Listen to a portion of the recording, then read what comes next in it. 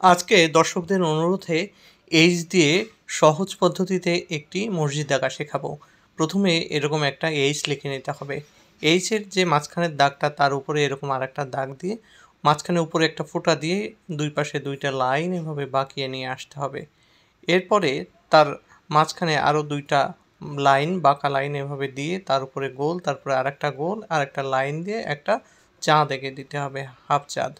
এরপরে নিচে বেজমেন্টের জন্য একটা লাইন দিয়ে দিতে হবে এবং সেখানে দুই পাশে দুটো বাঁকা লাইন দিয়ে দরজা, এন্ট্রেন্স এবং দুই পাশে দুইটা ফোকরের মতো ছোট এরকম আর্চ এঁকে দিতে হবে।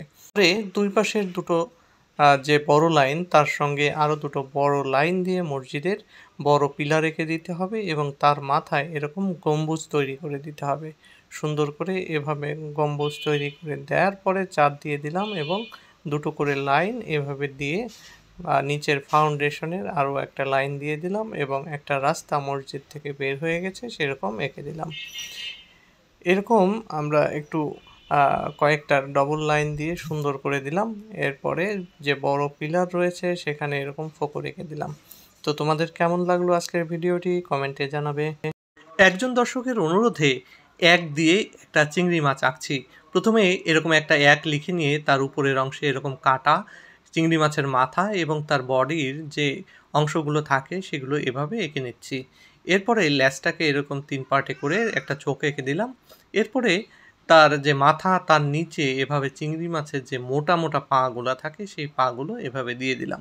আমি একটু পাগুলো ঝুলিয়ে দিচ্ছি কারণ সামনে জায়গা কম।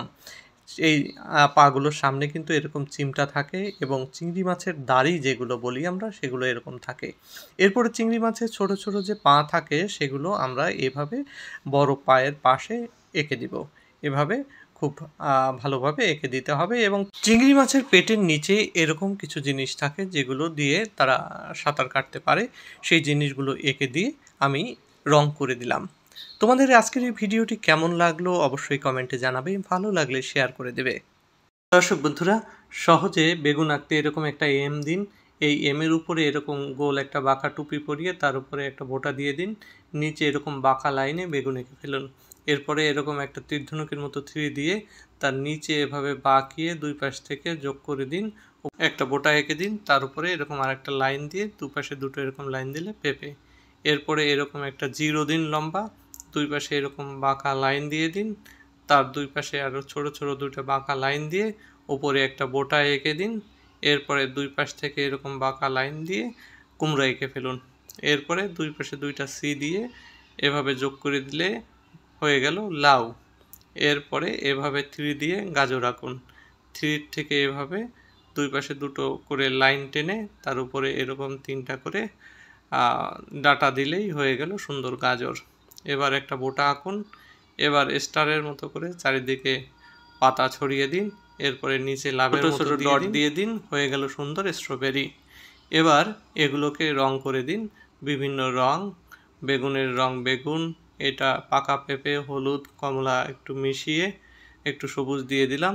এরপরে কুমড়ায় হলুদ এবং সবুজ দিয়ে, লাউ সবুজ দিয়ে, ক্যারট কমলা এবং সবুজ দিয়ে, স্ট্রবেরি সবুজ এবং লাল দিয়ে। কেমন লাগলো তোমাদের?